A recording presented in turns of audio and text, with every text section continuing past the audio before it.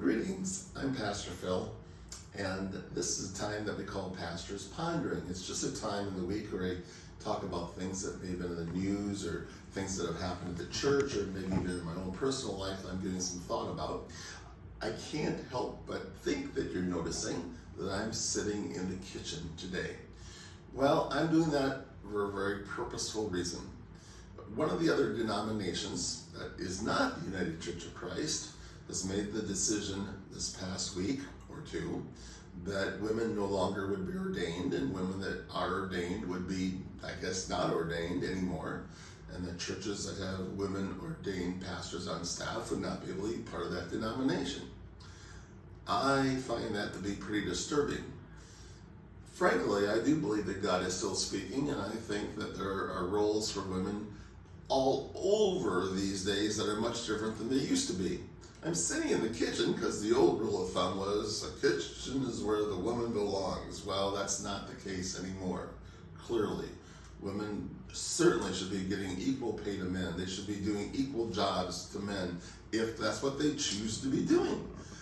And frankly, even Jesus has a comment about that, as well as I see it at least.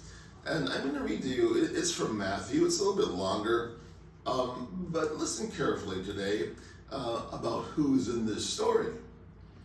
After the Sabbath, as Sunday morning was drawing, Mary Magdalene and another Mary went to the tomb.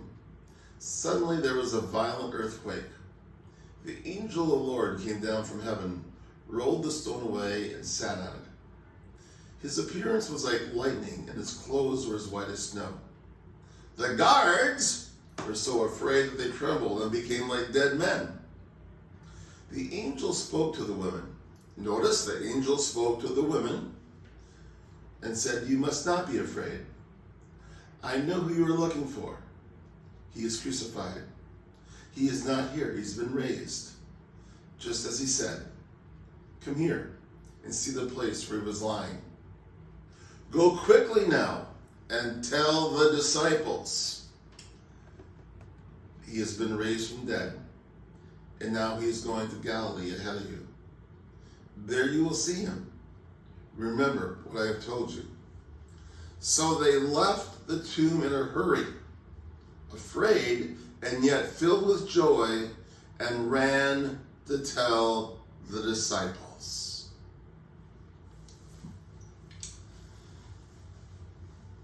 If you do any research on Mary Magdalene, you will soon discover that she was probably one of the most profound disciples of the entire group.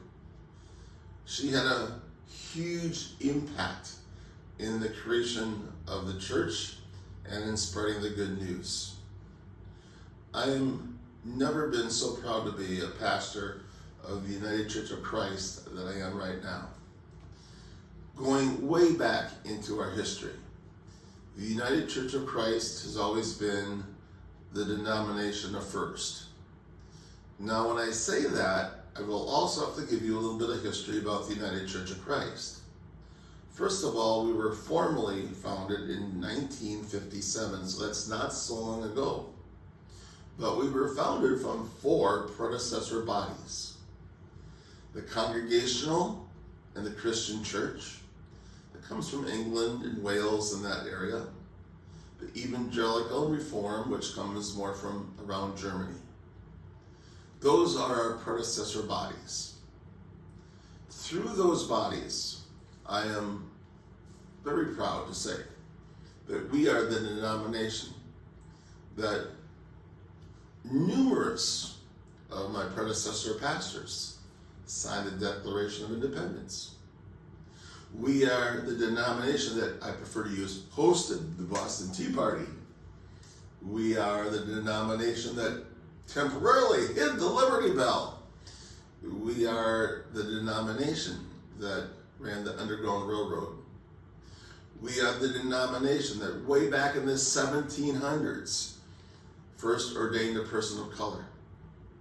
We are the denomination that in 1853 ordained the first woman, Antoinette Brown. We are the first denomination in 1972 to ordain a gay or lesbian person. We are the denomination that is clearly hearing God still speaking. And so every single Sunday here at St. Paul's, we sing a song that says, "All are welcome in this place." And it is my hope that every single one of us who are singing that song truly means that.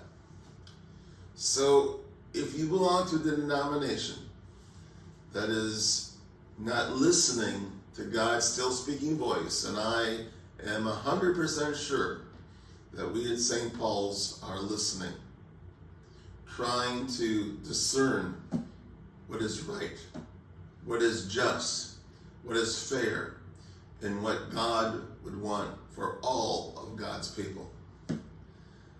That's what I'm thinking about today. This is a place, truly, where all are welcome. It doesn't matter where you are or who you are on your life's journey. As our motto goes, you are truly welcome here.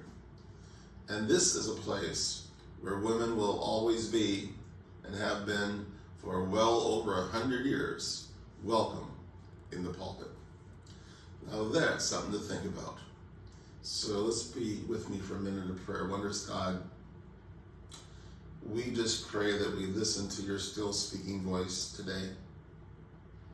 And in doing so, may we hear your call to justice, to righteousness, to peace, and to equality. Amen. Well, thank you for joining with me today. If you are seeking, I'd like to welcome you here to St. Paul's. Take care. See you later. Bye for now.